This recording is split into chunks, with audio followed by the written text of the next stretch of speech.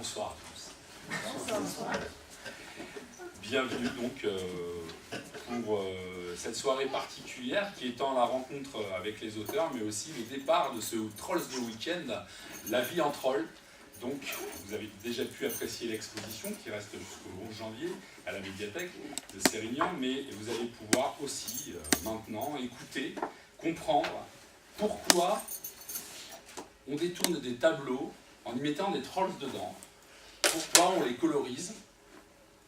À ma gauche, Jean-Louis Mourier, qui est le dessinateur de cette série, Trolls de Troyes, barbu, poilu, blond, légèrement imberbe à ma droite, le coloriste de la série, Claude Eken. C'est une belle tradition. Ah, tu le fais Claude But.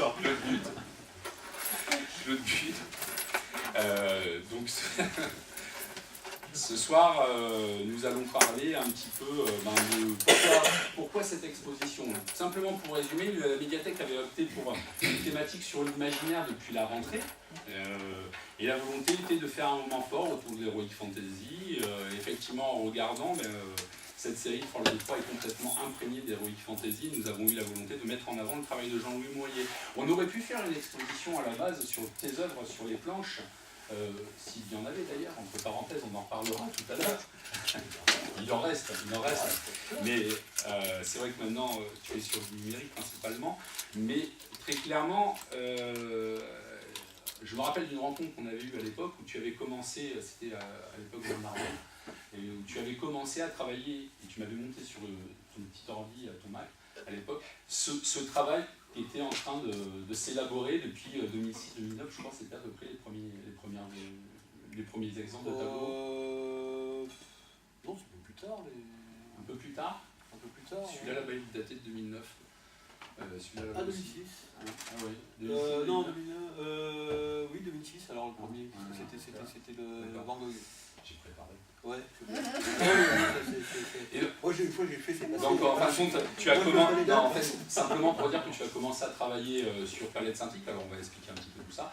Et ce qui était intéressant, c'était justement de voir que, au niveau du dessin, toi qui es considéré dans le métier comme un très bon dessinateur, au niveau du dessin, tu as pu passer aisément au niveau du dessin numérique, carrément. À un moment donné. Alors, c'est un choix, on en parlera. Peut-être simplement, on va commencer un petit peu à remonter dans le temps, tous les trois, à savoir déjà comment, déjà, chacun, vous êtes venu au dessin. On va commencer peut-être par toi, Jean-Louis. Ton cursus, c'était quoi? Mon papa, il dessinait, déjà. Non, ça aide. C'est vrai que ça... Il était un grand lecteur de BD, il était... en plus, bon, très branché dessin en général, et quand il était gamin, il vivait dans un immeuble à Limoges où il y avait un peintre officiel de la marine qu'il accueillait dans son atelier, donc il a baigné là-dedans, et ce mec-là payait son loyer à mes grands-parents en tableau. Et moi j'ai grandi avec ces tableaux au mur. Donc déjà ça stimule aussi, quand les gamins, on a des grandes peintures marines sur les murs, on a ça donne l'envie quoi déjà. Plus les BD de mon père, ce qu'il achetait, Tintin, Astérix, les classiques. Et donc moi l'envie de dessiner c'est venu très très tôt en fait. Je savais pas, au niveau de la BD, je savais que je voulais faire de la bande dessinée quand j'avais 12-13 ans. C'est venu. Ouais. Claude, toi, tu as commencé à quel âge à griffonner? Très tôt, parce que mon papa il dessinait aussi. Mon père ne dessine pas. Non. Alors vous ne dessinez pas.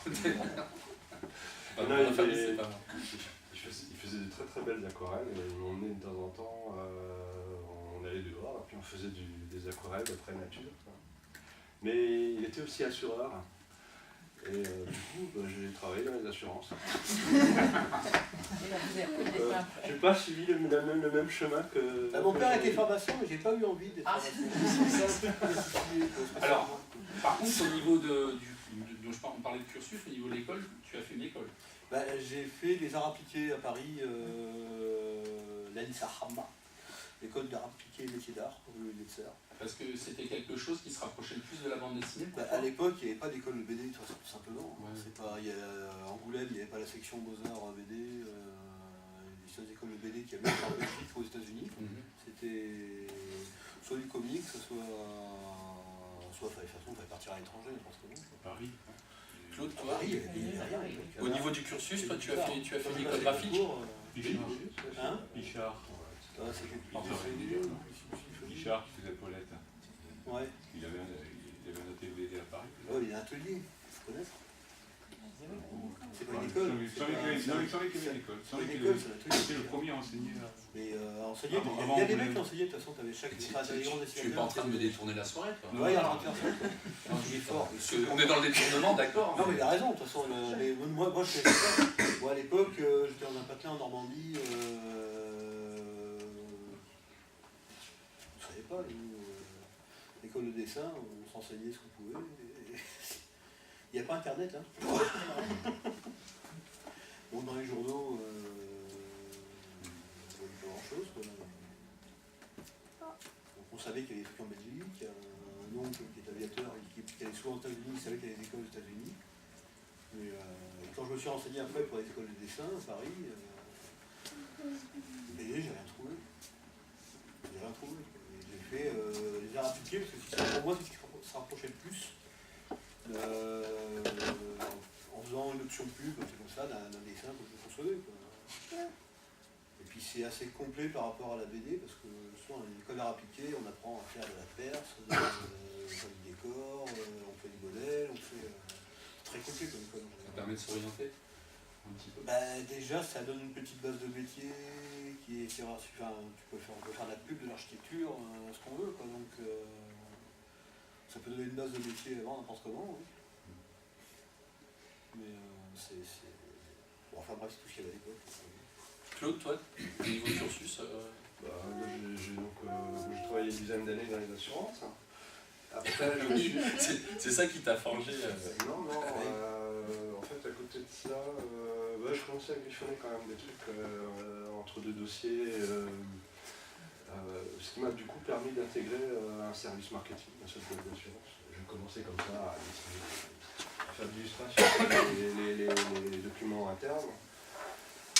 Par la suite, je me suis égaré 3 ans dans la pub. Et après, passé ces 3 ans, j'ai repris les études. Et là, j'ai fait l'école des arts décoratifs de Strasbourg. qui est assez réputé. Où il y a une section illustration.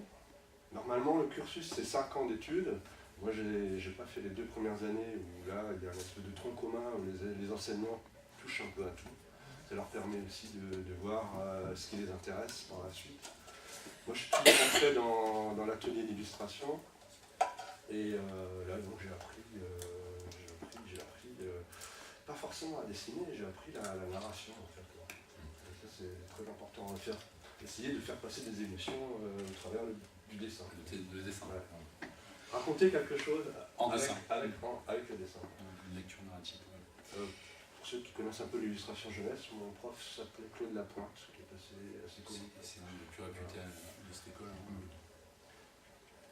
Voilà. Alors, et donc en 2 mots, la BD, je suis venu petit à petit en travaillant dans des ouvrages régionaux dans un premier temps.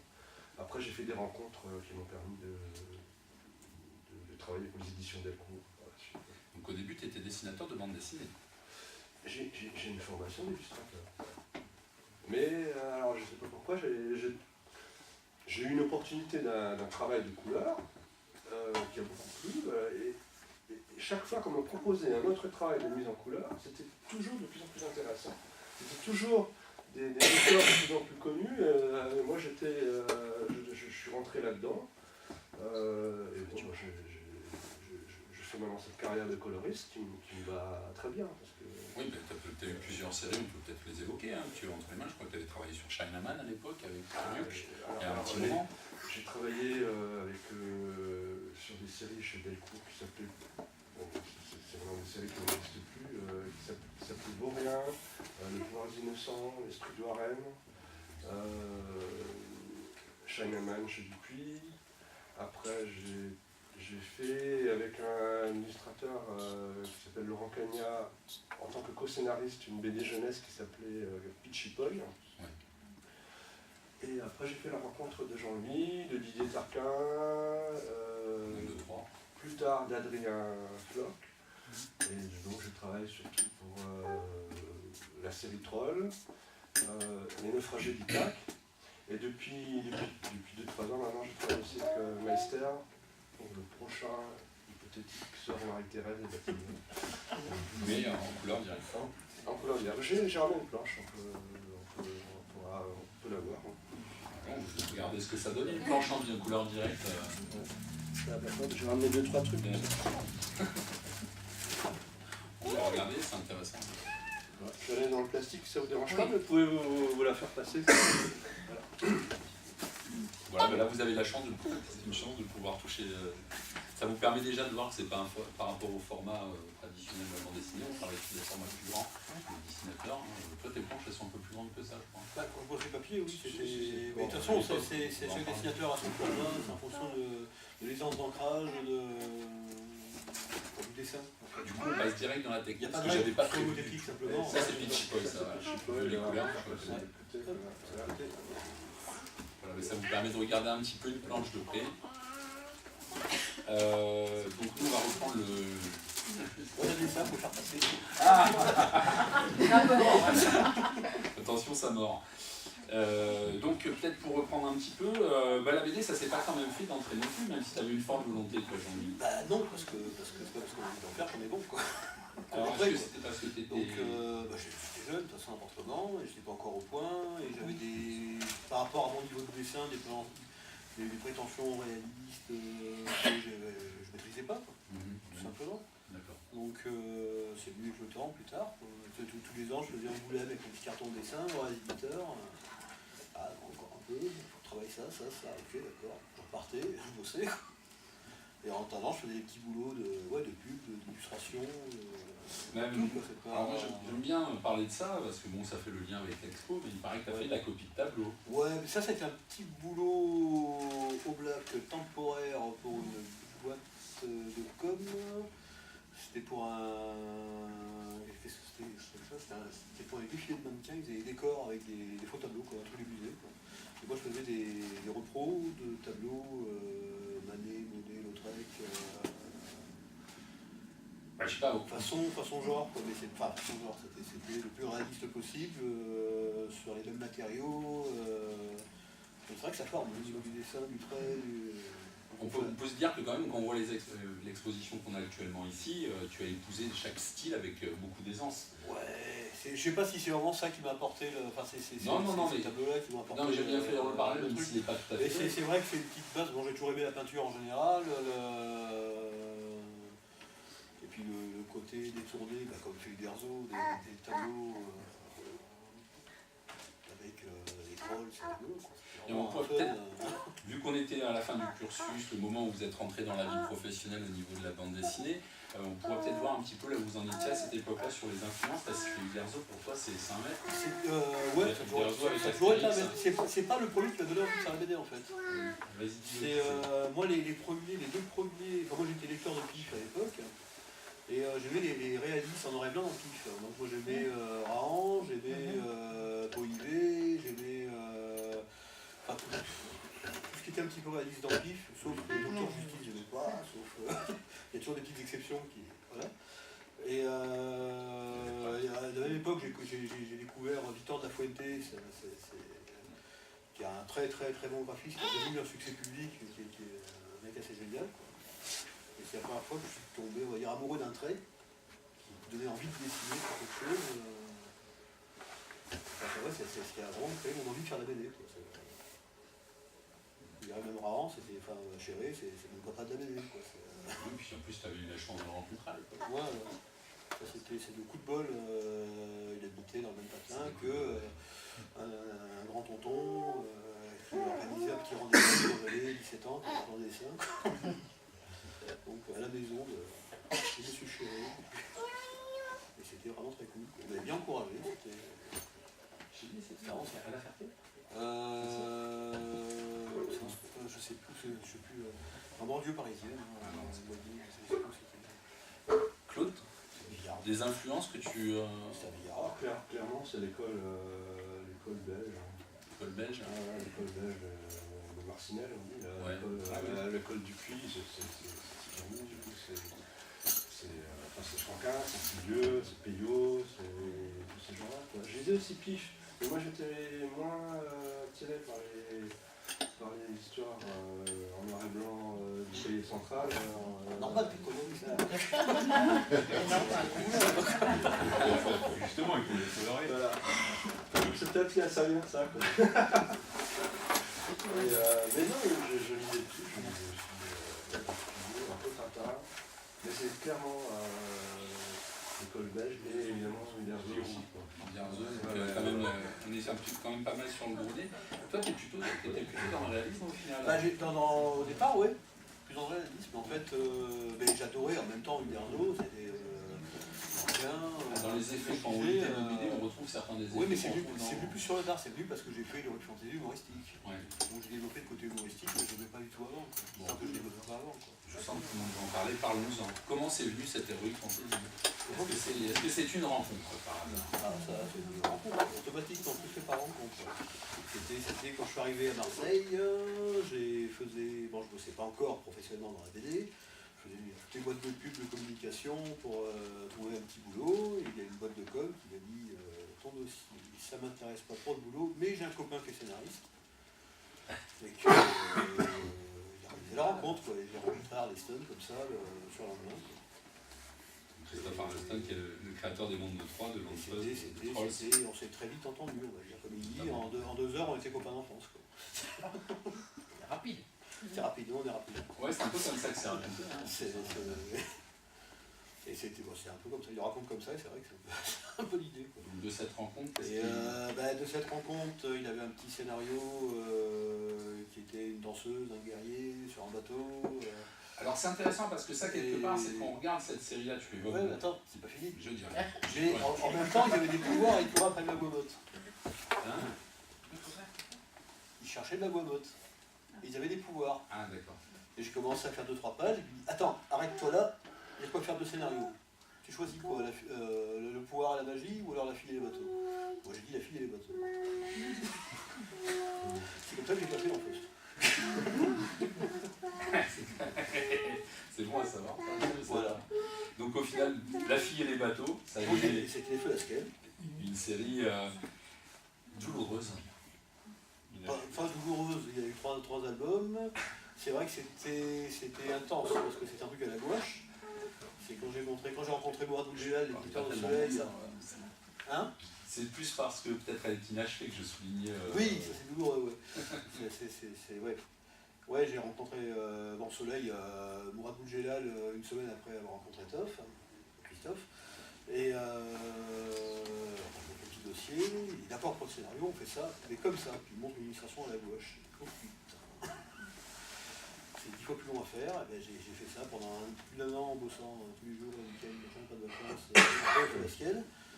Le deuxième un peu plus rapide, le troisième encore plus rapide, mais ça m'a tellement épuisé que j'ai arrêté pendant quasiment 1 an et demi avant qu'il me propose des trolls. Et je lui ai dit on va faire un troll entre chaque Lasquel de temps en temps, pour une récréation, et puis en fait les trolls ont bouffé les feux. Quoi.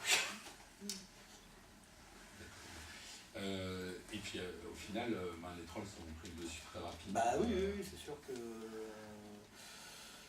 C'est du coup, on essaiera de faire un feu d'ascal entre chaque troll, enfin un peu, tous les 10 trolls, je sais pas. Puis on n'est jamais arrivé. Il faut dire aussi que la machine s'est emballée parce qu'il y a eu. Déjà, l'Anfest marchait bien, les trolls sont bien démarrés. Il y a eu 2 prix jeunesse en Angoulême quand même. Ouais, dès les premiers albums, c'est vrai que c'était la surprise du chef, ça c'est un truc.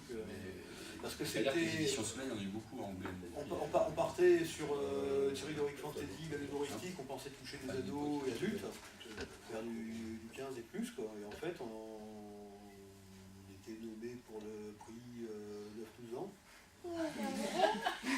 L'humour des trolls et des carnassiers. On ne croyait pas, on n'aurait pas l'alarmisme, on s'en foutait, on était au bar, tranquille. Et on était allé nous chercher, enfin on nous a pas vus, donc on a eu une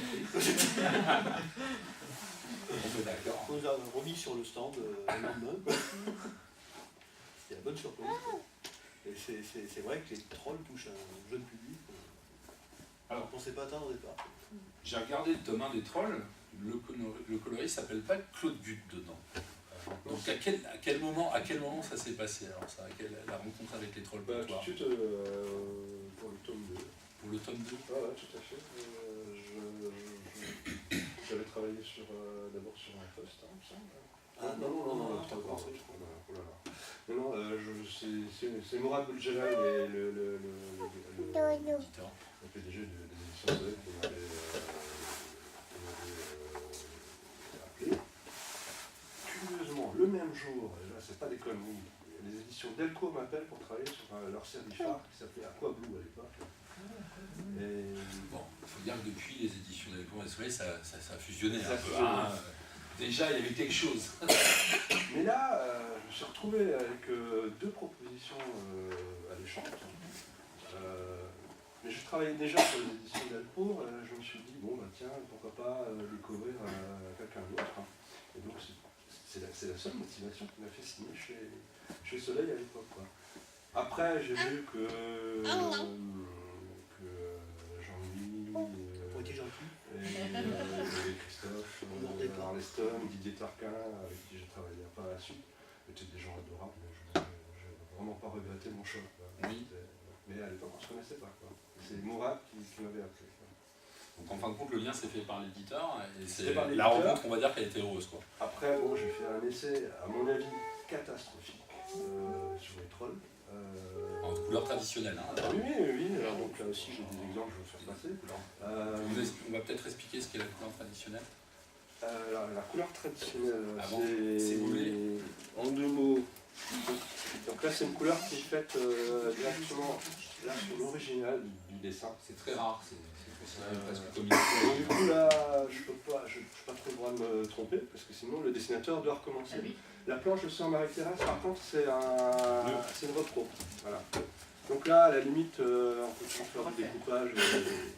Là, par contre, c'est pas évident. On peut la voir, s'il vous plaît? Et la couleur traditionnelle classique, on va dire, en bande dessinée, Voilà. c'est ce qui s'appelle un gris de mise en couleur ou un bleu.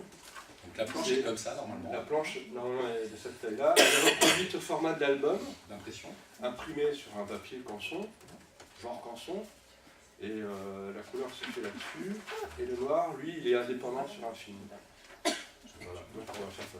C'est pour ça que des fois, dans les BD il y a 15 ans, un peu plus, c'est mal calé. Dans les comics, on le voyait souvent. C'était la pause. Enfin, je vous lève le papier. Voilà, pour débrouiller. Alors, Et donc, je l'avais fait, mais je trouvais que c'était important de montrer aux gens la différence quand même. C'est vraiment deux travails différents, C'est déjà qu'on est calé sur de manière... quand je photographie ça, c'était pas scanné. Techniquement, les gens le savent. Qui pouvait aussi se décaler. Je pensais plus à demain, tu vas pour la tenue. On va ressortir demain. Alors, on va essayer. On reprend Claude. J'ai fait une ou deux planches d'essai pour le tome 2, donc de Troll. Ouais. Alors, pourquoi tu dis que c'était catastrophique? Et toi, tu l'avais vu? Avec le recul, Oui, mais moi j'avais un tel problème avec le premier coloriste que j'étais super content de son essai raté. et donc, voilà. C'est dur, mais c'est. Enfin, Ludanko, qui est un bon coloriste, il faut pas déconner, et qui a bossé avec Didier Tarquin sur la poste d'abord. Bon, on me l'a mis parce que c'était Troll, série de C'était pour harmoniser un peu les deux séries au niveau de la couleur, c'est pas bête. Moi je passais plus de temps à corriger les trucs, dire ça c'est la jambe, c'est pas le buisson. Je passais plus de temps à corriger les trucs directement sur le bleu. J'avais signé, mais pas nickel. Donc il y avait le problème, mais c'est ça, parce que bon, ça collait pas, tout simplement, quoi, c'est pas... Donc c'est vrai, on parlait du principe de la rencontre que tu as eue avec la relation qui a été une révélation, mais je pense que c'est fondamental. Souvent, hélas, il y a un collage qui se fait par l'éditeur, et il est parfois artificiel, on le sait bien. Des fois, ça donne de très bonnes choses, mais des fois, c'est vrai que ça peut être très douloureux, et il y a plein d'exemples dans la bande dessinée. Bon, Mais c'est bon là en l'occurrence avec ce coloris, ça ne c'est vrai fonctionnait que pas. ça colle mieux quand deux copains qui bossent ensemble, ils bossent mieux que simplement. Pareil. Du coup, Claude a refait un peu le tome. Vous avez refait le tome. Après coup. Ah oui, entre temps j'ai refait le tome.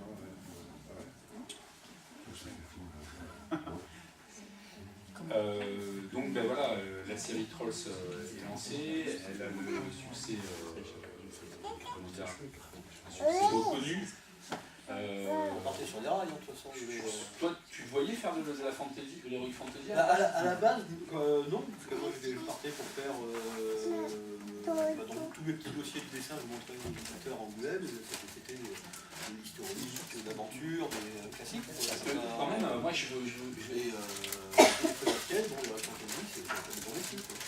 Moi j'aime bien revenir en arrière un peu aussi dans ta carrière, parce que pendant un moment tu as fait de l'illustration de jeux de rôle, tu faisais les couvertures de Casus Belli. C'était pendant les Felasquelles. Ça correspondait vraiment, tu avais été identifié à ce moment-là comme un dessinateur. Avec les Felasquelles, oui, c'était ça.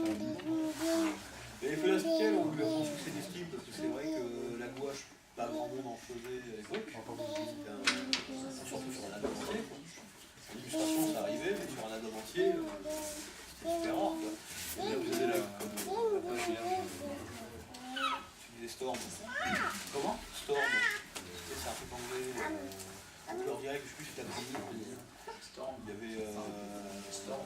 Enfin, il y avait plus d'illustrateurs en fait qui étaient la gouache que en BD. Tu parles de quoi Non, je parle en gouacheur, en BD, quoi. Il n'y a pas vraiment de quoi. Voilà. Surtout à l'époque. Et maintenant, les trolls, ils ont combien? Ils ont 10 ans. On a 17, hein, ça a 17 ans. 16 ans, si on a fait deux. J'ai cherché sur votre parce qu'ils sont nés. Pardon Les trolls. Ouais. Parce que j'ai l'impression qu'ils sont nés assez régnants. Non, mais alors, effectivement, le premier peut-être festival de série, Je me souviens d'un des premiers salons de télé. Avec Toff, vous étiez en train de déconner, à chercher tous les noms de trolleybus, de machin, de noms comme ça. C'était sur la place. Et alors que toi, qui avais dessiné quelques trolls, qui avait bossé sur ça. Sur le premier troll, ouais. On s'était amusé à chercher C'est des que noms et des l'idée trucs comme de ça, faire et les j'ai trolls, l'impression que ça partait là, t'avais encore rien dessiné là. Pas encore. Ouais. Sur les trolls, en fait, le truc, bon, avec le succès de l'Enfeust, il y avait 3 albums de fées déjà. L'éditeur voulait développer un truc avec Ebus. C'est intéressé par les Stones, Didier et Tarquin, parce que quitte à développer un truc sur le monde de 3, autant partir sur autre chose ou d'autres persos, donc c'est resté un petit peu en stand-by comme ça. Et un jour en dédicace, je crois que c'est une Fnac, il y a Didier Duvenir qui n'était pas là, il y a un petit gamin qui a attendu un Enfeust. Je dis bon, bah, je vais faire un troll. J'ai fait un troll de façon, j'ai fait un troll en train de danser avec un tutu. Et Toff l'a regardé, t'as pas envie de faire des trolls? Moi je me suis jeté dessus parce que je cherchais un truc en noir et blanc assez rapide à faire pour m'aérer la tête des Felasquelles. Donc c'est né comme ça, quoi. Après oui, on a passé quelques mois à chercher les conneries. C'est notre méthode de travail, c'était la bouteille, les verres. Alors, Claude, par contre, comment, toi qui as travaillé sur plusieurs séries, comment on aborde en couleur un univers d'heroic fantasy? Qu'est-ce qui fait que, moi j'y connais rien de la couleur. Comment on aborde un univers comme ça? Parce qu'il doit y avoir des teintes particulières. Quand on te dit, bah voilà, tu vas faire le tome 2 de Trolls de 3, Alors là, moi franchement, mon seul souci dans mon travail de coloriste, c'est me mettre au service de l'histoire pour que le récit soit visible, bien éclairé, fluide. Et bon, alors après, pour la palette, les couleurs, je pense que chacun est libre de faire ce qu'il veut à partir du moment où ça sert le récit. Il y a maintenant un autre coloriste qui a fait des couleurs complètement différentes de moi. Voilà, chacun a sa personnalité. Mais moi, mon souci, c'est d'être lisible avant toute chose. Et bien sûr, quand je travaille, j'ai le scénario sous les yeux, où il y a une foule de renseignements sur l'environnement, donc j'ai tout ce qu'il faut comme Alors c'est vrai que généralement les gens qui regardent ça de l'extérieur croient que les indications sont données par le dessinateur au coloriste. Mais en fait c'est plutôt le scénario. C'est plutôt le scénario en général. Parce qu'un scénario bien conçu, il y a toujours un descriptif de la case et à côté il y a les dialogues. Dans ce descriptif, il y a un descriptif du cadrage, de la mise en scène, du nombre de personnages qui évoluent, pourquoi ils évoluent et ce qui fait tout bêtement nuit, jour, peu importe quoi. Et donc moi ça me sert à travailler. Donc au final pour créer l'ambiance, plutôt le travail du cinéaste, à quel moment vous êtes en relation vous dans le travail, quelle est votre relation alors? C'est plutôt à la fin. C'est à la fin, non, enfin en cours, autrement, dès qu'on fait dès qu'il commence à faire les couleurs, il y a un échange. Il y a une interaction quand même pour qui sont des chiffrages de dessin, par exemple, si une difficulté d'aller chiffrer mon dessin sur un truc, il y a une baston, c'est un peu trop confus, sur noir et blanc ça passe bien, et puis dès qu'on met la couleur on se rend compte qu'il manque une jambe. C'est des bêtises qui arrivent, quoi, c'est des trucs. Donc moi je fais une petite polish en vitesse sur le dessin, je renvoie, c'est des réglages en fait. Hein. Ça peut être une histoire d'ombre sur un visage, moi Alors, moi je peux retoucher une petite ombre sur un truc, ou montrer les indications. Ces échanges, c'est facile maintenant que vous êtes tout passé au numérique, parce que à l'époque du papier, il faut renvoyer la planche au dessinateur et c'est pas la même. C'était la période héroïque. Voilà. Alors, jusqu'à quand tu as fait, jusqu'à quel tome dans les Trolls tu avais les originaux? Tu t'es arrêté à quel tome? Je suis arrêté, c'est le 2, c'est le premier ou le début d'Archon, je sais plus. C'est pendant la scène de réfectoire, enfin en second d'Archon. Je sais plus si c'est le tome. Donc en gros, à part. Ça fait 10e tome, ça hein. Non, c'est le 8e d'Archon. Donc à ce moment-là, si c'est 8 ou 9, enfin il y a une scène dans un réfectoire, en fait au milieu, je l'emmerdais. 8, c'est 9, 10. Alors, si vous voulez, à partir de là, il a commencé à dessiner sur un outil qui s'appelle la palette statique, que demain je vous invite à venir voir. Il reste encore des places si vous voulez vous inscrire tout à l'heure. Il y aura une démonstration du dessin et de la colorisation sur ordinateur de monsieur Mouillet et de monsieur. C'est quel? Non. Ça, c'est pour toutes les dédicaces que vous avez pas eu le prénom. Et donc, vous pourrez vous rendre compte par vous-même. En fin de compte, on travaille sur une palette qui s'appelle Statique, où on a directement le rendu du trait dessus. Hein, on a la sensibilité qu'on a avec un vrai pinceau, des choses comme ça. Alors, il faut le voir pour le croire, évidemment. Donc, à partir de là, toi, tu as arrêté, c'était le tome 10, ça fait 6 ans, donc à peu près 7 ans. 7 ans. Et toi, le tome qui vient de sortir, donc il y a une semaine, on va dire, il y a à peu près une semaine, pour la première fois, il est 100% numérique, parce que toi, tu viens d'arrêter de faire la traditionnelle avec lequel, comme vous venez de le voir, pour faire du numérique. C'est le deuxième numérique en fait. Le premier qui est terminé, c'était. Donc c'est un premier 100% numérique. Oui, j'avais envie de. Le premier 100%. J'avais envie de voir autre chose, un peu techniquement, quoi, pour renouveler mon envie de travailler, quoi. Mais voilà. Je regrette pas, c'est un choix intéressant. Mais je continue de travailler aussi à la main. Ben oui, avec Malestin aussi. J'essaie de toucher un peu à toutes les techniques, sachant que ce qui est très important de savoir, c'est que ce soit à la main ou à l'ordinateur, ce ne sont que des outils. Après, la démarche de la mise en couleur, c'est la même, hein. C'est ce que je disais avant. C'est avant tout un Le temps travail. de faire un trait, que ce soit au crayon ou au pinceau sur un ordi, c'est pareil, le geste. Ouais. Le geste, mais aussi la démarche. Notre rôle, c'est surtout un rôle, ce que je disais avant, c'est surtout un rôle d'éclairagiste. On met les lumières. L'ordinateur apporte la souplesse. L'ordinateur peut revenir en arrière, on peut changer l'ambiance, on travaille sur des outils comme Photoshop, on peut travailler sur des couches différentes. Je peux faire. Ça retire quand même de la qualité? Non. Non, mais la qualité du. Regardez derrière moi. Non, de la qualité de la personne qui le fait. Je ne parle pas de la qualité du produit. La qualité, vous faites quelque chose qui n'est plus votre savoir. C'est mon savoir, ça. Oui, non mais je veux dire. C'est pas ça que je la façon. C'est pareil, c'est qu'un outil. Un écrivain qui écrit sur un ordinateur, le bouquin il sera bon, il sera pas bon. Ça dépend de l'écrivain, ça dépend pas On est un écrivain et un dessinateur, c'est pas pareil. Il y a pas de différence. Qu'on écrive à la main, à la machine ou à l'ordinateur, c'est exactement la même chose. C'est exactement pareil. L'écrivain ne perd pas son âme et la qualité de son récit parce qu'il écrit sur un ordinateur. Hein. C'est pas Et c'est vrai que peut-être il fallait taper sur la vieille machine des années 30 pour en faire un truc de qualité. C'est vrai que cet atelier demain est sur inscription, donc je vous encourage à vous inscrire pour regarder justement parce que en le voyant, en les voyant faire, on comprend mieux les choses, quoi. C'est vrai effectivement. Alors, il y en a qui couraient et qui voyaient pas de machine à vapeur. Oui. Est-ce que tu t'es aussi arrivé de retoucher au numérique des planches colorisées par d'autres? Ça, j'ai jamais fait. Moi, je le faisais. Ou de rajouter du numérique sur des planches que tu as colorisées à la main?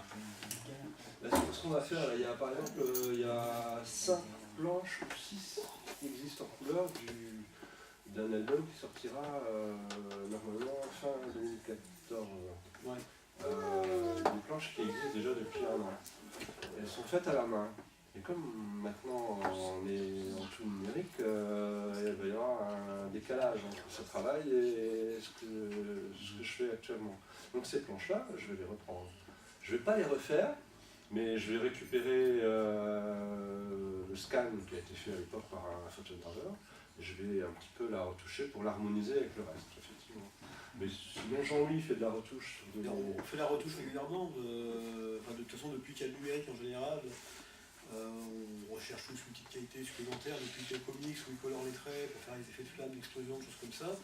C'est fait à l'ordi, ça. Et même sur une colorisation traditionnelle, aux encres, on numérise après. On fait des effets sur ordinateur pour de flammes, de ce qu'on veut, estomper des traits. Donc c'est de la retouche déjà. Oui, mais ce que je voulais vous faire dire aussi, c'est qu'est-ce que ça change au niveau du résultat de travailler à la main et sur ordinateur.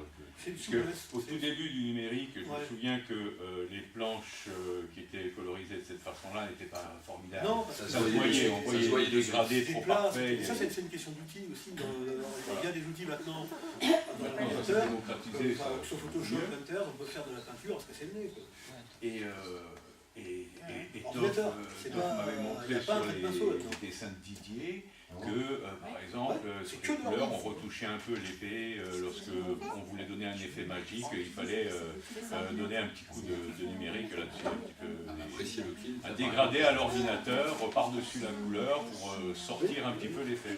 J'avais des collaborateurs qui faisaient ça pour moi. Moi j'étais toujours en bouclage. Ah, mais à l'ordinateur, on travaille, on a un écran.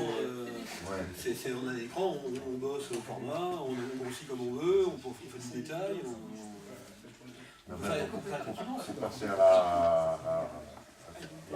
quand même... Je fais le petit croquis en gros, le truc large. Après je rentre dans le détail, je grossis. Vas-y. Non, ce que je veux dire, c'est que moi j'invite tout le monde à venir demain pour voir ça en atelier et se rendre compte, et là les questions sont mieux placées, parce qu'en se rendant compte, on se verra vraiment. C'est possible à faire maintenant avec les outils actuels, parce que justement avec les outils comme Photoshop, on peut créer des pinceaux et des textures, il y a du bain et du délié à la pression avec le stylet sur l'écran, on travaille sur un écran directement. C'est comme si on dessinait sur une feuille, c'est pareil. On a le même geste. Moi, jamais je serais passé à l'ordinateur et au dessin s'il n'y avait pas eu ça avec l'écran. Ah mais ça c'est la reproduction, c'est la reproduction. De toute façon, dès qu'on fait une planche de BD, elle est réduite pour être au format de bouquin. Là c'est pareil, sauf que au niveau de la couleur, elle reste toujours la même. C'est pareil, c'est le plus fidèle parce qu'il y a des étapes en moins.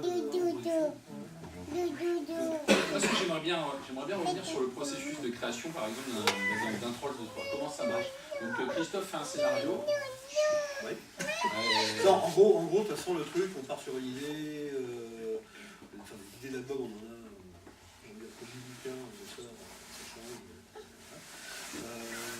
On fait une petite réunion, trouver une histoire, un début, une fin. Ça se passe en à gros. vous deux, là. Ouais, On manque en général. t'es pas dans ces réunions là. Et on En général, c'est des trucs arrosés, on cherche des bêtises, et puis on construit une histoire autour des bêtises. C'est le principe du troll, de toute façon, c'est pas très complexe au niveau scénario, c'est un prétexte à gag et un jeu de mots, c'est un truc qui est fait pour rigoler. On pourrait peut-être placer là justement que c'est un peu à part. Hein, Arleston aime bien dire qu'avec toi, son imagination est débridée et qu'il trouve le dessinateur qui correspond aux idées qui viennent de suite parce que tu arrives à transformer son scénario pur, son pur jus, en gag. Alors qu'avec les autres dessinateurs, il fait à peu près le même scénario, mais en fonction du dessinateur, après il bride son scénario. C'est vrai ça? Oui, il s'adapte au dessinateur, c'est toujours pareil. Il faut... Oui, mais je sais pas, au niveau naturel, il est sur la série Troll. C'est pour ça qu'on se complète très bien. Quand on dit qu'on a vu Copain d'enfance en 2 heures, c'est pas pour rien. On a en gros la même culture de bouquins, de cinéma, de bêtises en général. Ça se ressent, hein. Il n'y a pas de problème. C'est drôle. Mais c'est la différence avec les dessinateurs par rapport à Christophe. Je sais que lui, dès qu'il veut décrire par exemple un village à Didier et Tarquin pour un Feust, il lui dit c'est un village avec 10 maisons et qu'il y a tant d'habitants. Parce que s'il laisse Didier son indication, il va faire une mégapole. Bon, ouais, un village quoi. Ça dépend des gens, ça dépend de certains ils précisent, d'autres non, ils s'adaptent, il connaît ses dessinateurs qui sont en général des amis quoi. Et ouais, on est tous différents quoi. Est-ce que Christophe est très dans le détail dans son... ou est-ce que tu as beaucoup de parts de création? J'ai beaucoup de parts de création. Ouais. Et généralement... il me connaît bien, donc il sait ce que je vais faire par rapport à ce qu'il me dit en gros quoi. Et lui en même temps il rebondit sur ce que je fais. C'est ce qu'il aime aussi, c'est que dit ah tiens, le décor est rigolo, les personnages secondaires ils sont marrants, on va les utiliser. C'est pour ça que je dis les trolls, c'est pas un truc construit du début à la fin, il n'y a jamais eu un scénario de troll fait clé en main de A à Z. On sait où on va, alors le chemin, ça varie, ça dépend. Oui, puis ça a commencé un petit peu comme une série, puis il y a eu des diptyques. Là c'est un one-shot qui vient de sortir. Là c'est un one-shot, ouais. D'ailleurs il est très, très complet, on ressent bien tout, on se marre bien. Donc au final c'est une formule qui s'adapte facilement à... Ah ouais, moi j'aime bien ça, parce qu'en plus on s'en dit pas, c'est pas un truc... Il y a moins de lassitude je pense sur les séries courtes, enfin des one-shots ou des trucs en 2 albums, qu'une série rallonge, on ne finit pas, ou enfin je parle de l'ennui du dessinateur, quoi. On est sur un personnage, enfin sur une même histoire pendant 10 ans, quoi. Ça peut être un peu frustrant. Quoi. Regarder les mêmes personnages, c'est amusant de changer d'univers, d'histoire en général, d'ambiance. Un coup d'argent, un coup de forêt, un coup de village, et puis... Toi tu voulais intervenir, juste avant vous parliez des scénarios de Christophe à l'instant. Ils sont quand même très précis quand ils sont écrits. L'histoire avance au fur et à mesure que c'est prend pas par page quoi. Il y a en général 5 planches d'écart à peu près. Ça veut dire que tu as 5 planches de scénario quand tu les penses, c'est ça? En général, les premières, au début... Il n'y a pas la totalité en fait. J'ai jamais eu la totalité. Non mais par contre, il y a le... Mais j'aurais jamais la totalité. C'est des données ça. Au début, une fin, il y a storyboard, il y a un synopsis. On sait comment ça commence, il y a quand même des actions clés, on sait ce qu'il faut faire. Par contre, après, tu les petites anecdotes, les chemins. Il y a un synopsis. Il y a un synopsis. Passer 3 pages pour faire un gag. Complètement dans l'histoire. Est-ce que la vanne peut changer du coup un peu? Ça s'adapte en fonction. Ah bah il y a une souplesse, on veut quand on veut. Donc c'est pour ça qu'il y a c'est très plaisant de bosser sur les trolls parce que c'est une liberté. On s'ennuie pas, on ne peut pas s'ennuyer. Oui, parce que on pourrait se choisir. Plus pour l'Heroic Fantasy apporte le côté on fait ce qu'on veut, on crée les bestiaux, on crée les décors, on crée les natures, il n'y a pas de contraintes. Il n'y a pas de j'ai pas fait le boulon à la carlingue de l'avion comme il fallait, ou le petit aigle sur le truc de l'avion, c'est pas grave. Ça c'est. Non, enfin, il y a un côté de liberté totale dans la création c'est jouissif quoi. Donc tu ne feras pas d'autres séries pour le moment. Pour l'instant je suis bien sur les trolls, mais c'est pas dit que je ferai pas d'autres séries, pas non plus. Pour l'instant je m'y complais bien.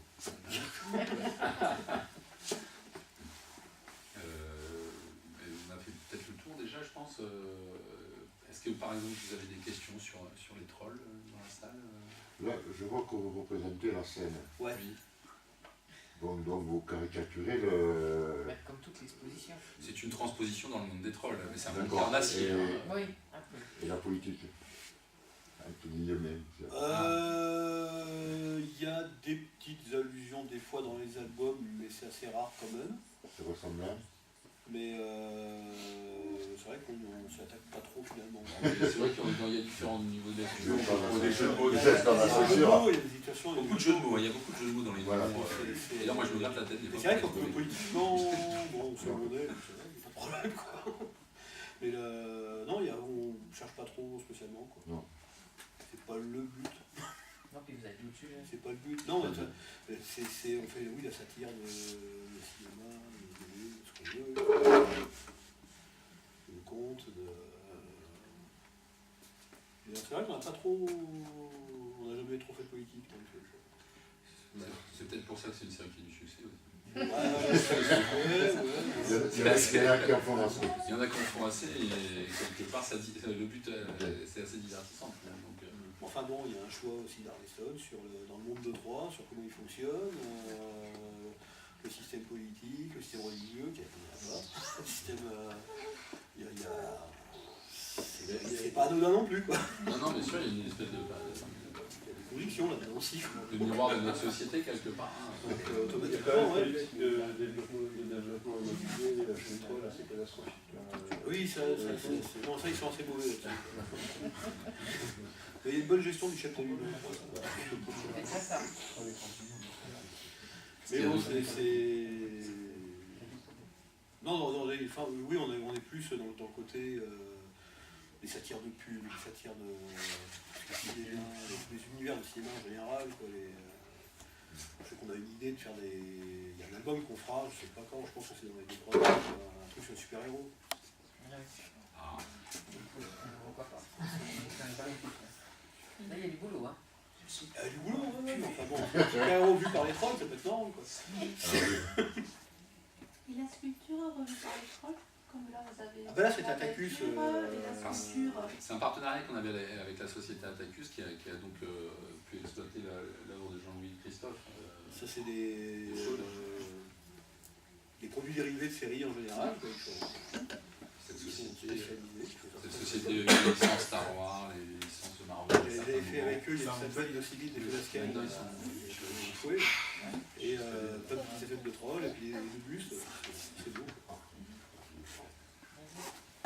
Et donc, ils sont très réussis d'ailleurs, il a apprécié les dents, je dirais. C'est assez marrant de voir le perso au 3D. Je sais pas, est-ce qu'il y a des jeunes dessinateurs dans la salle peut-être? Vite fait de l'OM. Comment? Vite fait de l'OM. Oui, mais peut-être des questions à poser ou c'est le moment aussi éventuellement. Le conseil, Ne faites pas de bande dessinée. Non, mais je sais que c'est de même pour Marvel.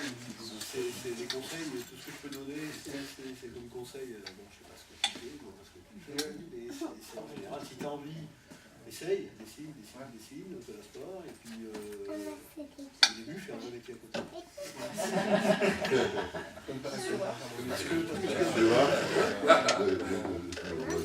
Même si tu es très bon, n'importe comment, tu auras toujours des années de le système de droit d'auteur est comme ça. Au final, vous aviez des pères tous les deux qui étaient des dessinateurs. Comment ils ont pris le fait que vous épousiez cette carrière? Ah moi, il n'y a pas eu de problème, il était content. Très mal. Deux cas différents, d'accord. C'est vrai que là, il y a eu une surtension là, entre mon père et moi, parce que du coup, il ne soutenait pas du tout dans ma démarche de reprendre des études, dans les arts graphiques. C'était assez catastrophique. Mais j'avoue que je ne serais pas. J'aurais peut-être pas osé le faire si j'avais pas eu mon épouse qui me soutenait à mes côtés. Quoi. Tant moralement que financièrement aussi, puisqu'elle avait un travail régulier. J'aurais peut-être eu peur. Quoi. Oh, c'est clair. C'est pour ça que c'est rassurant. Tu t'arrives, quelqu'un qui travaille aussi. Quelles sont les réticences parentales? C'est la sécurité du travail? c'est pas un métier, c'est voilà, c'est classique. Hein. Et puis mon père est quelqu'un de très...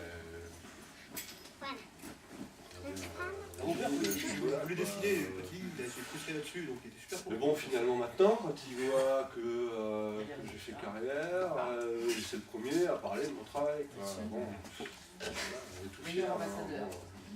Alors que moi, au contraire, je préfère rester un peu en dehors. Mon père, c'est assez marrant avec mon premier album, Les Feux d'Askel. Je savais que j'allais faire de l'historique, plus sérieux. On est tout fiers pour mon premier album. Mon matin, il me dit, Chosso qui m'a dit, c'est con. Est-ce que c'était vrai? Ah oui, c'est con, c'est vrai, mais bon. C'est sûr qu'il ne faut pas se leurrer.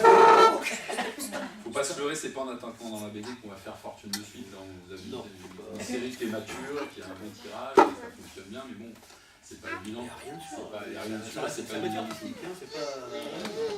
Mais c'est vrai qu'il y a des petits boulots alimentaires pour les dessinateurs. La peinture, la chanson, c'est pareil. Hein.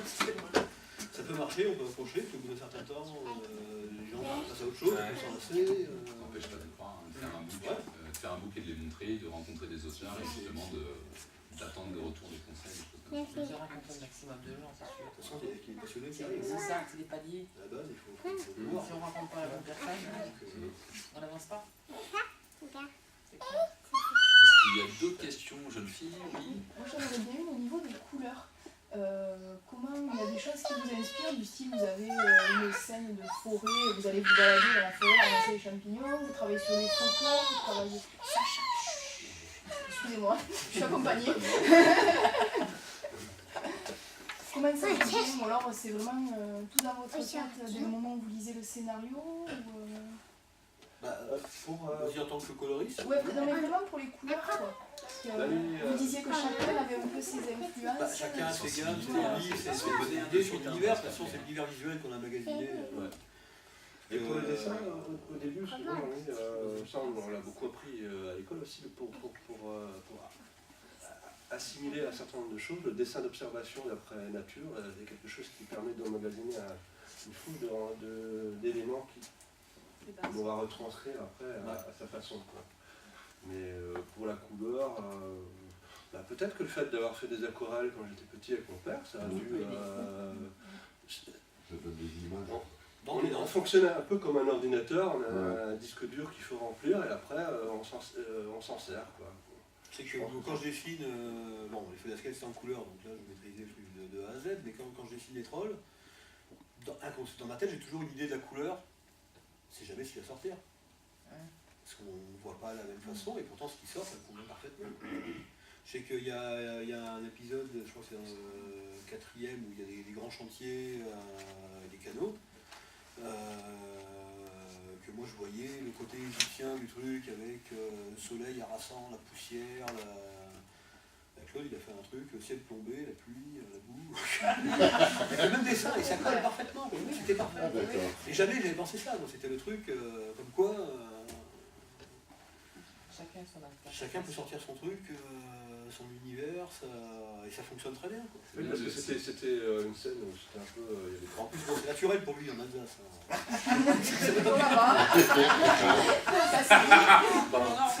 En Normandie aussi. J'étais à Marseille. D'accord. Non, j'ai vite fui à Normandie. Il peut se faire très beau, on a déjà ça. Oui, toujours les étés. C'est 2 jours d'été. C'est bien de le dire parce que si on regarde bien, il y a une dizaine d'années, le nom des coloristes ne figurait pas sur les bandes dessinées. Ouais. Toujours pas. Appuyez toi. Ils sont sur les pages chiffres, pas sur les couvertures. Mais pas sur la couverture. Moi franchement sur certains bouquins peut-être, mais en tout cas, pas tout le temps. Donc c'est un métier qui souffre de reconnaissance. Vas-y, c'est maintenant. Camarade. Moi j'ai pas ce souci-là de la reconnaissance, patrimoniale de l'œuvre. Parce qu'en plus ça nous donne un statut qui n'est pas forcément vrai. Qui c'est qui écrit le récit? C'est quand même avant tout le scénariste. Qui le met en scène, c'est le dessinateur. Le coloriste, lui, il apporte des éléments, c'est évident, mais c'est pas lui qui est à l'origine de l'histoire. Donc avoir un statut d'auteur, c'est un peu discutable. Par contre, le coloriste, j'ai toujours revendiqué qu'il avait le droit à un droit d'auteur pour son travail de couleur. Donc il n'est pas très important, mais il apporte de l'éclairage, hein, c'est comme dans un film, peut-être simplement. Au niveau de l'imaginaire, on a qu'à comparer une image en noir et blanc et une image en couleur. L'imaginaire ne fonctionne pas du tout de la même façon. Sur une image en noir et blanc, il y a la couleur. La couleur apporte quelque chose. C'est parce que la couleur apporte quelque chose que je pense que le coloriste doit toucher des droits d'auteur. Sans pour autant qu'il soit auteur du récit. Et c'est pour ça que là je signe des contrats où on est auteur des couleurs. En fait, on a les mêmes obligations fiscales et légales que le scénariste et le dessinateur. Par contre, on n'a pas de droit moral sur l'histoire. Pour éviter par exemple que lorsqu'il y a des adaptations cinématographiques ou pour des produits dérivés, tiens, le coloriste il arrive et il dit moi je suis pas d'accord, ça peut poser problème quand même. Donc voilà. En bouquin, je crois. Est-ce que tu en penses Oui, non, je suis d'accord. Je comprends tout à fait la question des droits, de même que parfois pour les traducteurs, certains trucs devraient toucher aussi des droits, et ce n'est pas toujours le cas, et ils sont payés qu'au forfait. Au traducteur, tu as la différence sur le bouquin. Il y a un peu, c'est Baudelaire qui a fait la traduction. C'est vrai, quand tu vois la couleur, c'est pareil, c'est un truc, coloriste, enfin un truc, c'est tout plante un bouquin. Un coloriste peut mettre en avant, sauver le dessin, sauver le truc, l'ambiance. Quand j'ai commencé à travailler aux éditions Delcourt, c'est lui qui a commencé à mettre les coloristes en avant. J'étais d'ailleurs même sur la plupart du temps sur la couverture.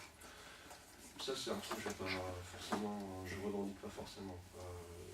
Je statue. En plus ça fait pas de problème, parce que quand on est en dédicace, par exemple, dans une librairie, les gens viennent te voir pensant que tu es le dessinateur de l'album. Non, l'évolution avec le numérique, c'est que bon, il y a la colorisation quelque part, certainement, mais il y a la création d'ambiance aussi, un petit peu. Des fois, c'est distingué maintenant, un peu comme dans le casting d'une BD comics. Je veux dire, qu'est-ce que tu te sens à l'aise toi avec ça? Est-ce que toi, tu colorises tout de A à Z? Ouais. Mais tu serais prêt à déléguer un ciel pour faire des ambiances à quelqu'un d'autre ou pas? Non, mais parce que c'est ce qui se passe actuellement un petit peu dans la bande dessinée, on le retrouve. Un travail d'équipe. Oui, un travail d'équipe sur la C'est couleur. aussi dans le dessin.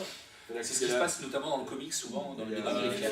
C'est ce qui se passait dans la BD franco-belge, il y a des albums dessinés, je sais rien, je trouve que c'est dessiné par un tel, et c'est quoi avec quelqu'un d'autre. C'est un classique. C'est comme ça qu'a commencé Giraud, qui bosse avec JG, c'est comme ça avec Caractère, il y a plein de... Surtout Giraud JG. Ouais, mais bon, ça ne se ressemble pas pour rien. Au début. Cherche qui a fait quoi sur Blueberry ou sur... Oui, il y a des mélanges, des trucs. Est-ce qu'il y a des questions encore? Alors oui, une question qu'on pose assez souvent comme troll de 3 et troll de 3. Troll de 3. Ça n'est pas à quelle heure? Non, c'est la française de Brest, quoi. Il n'y a pas faire troll, de troll, on entend tout de toute façon. C'est troll de 3,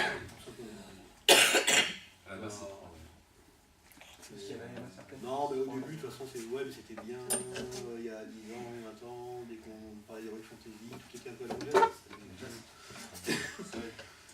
C'est qu'au début de l'Enfeust, en plus, il y avait le lettrage du titre assez pourri, parce que le F, il ressemblait à un T. Les gens disaient Danteuse de 3. Danteuse de 3. C'est le meilleur des éditeurs. L'éditeur de Danteuse.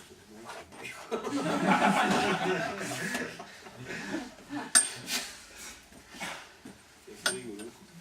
Mais non, c'est la phrase de base. De toute façon, Aristotle, il a le titre L'Enfeuse de Troie. Les L'Enfeuse, c'est un nom breton. Oui, alors il y a bien les noms machin de L'Enfeuse de 2, 3. Allez, 2, 3. il a mis un grec au bout pour faire façon de genre.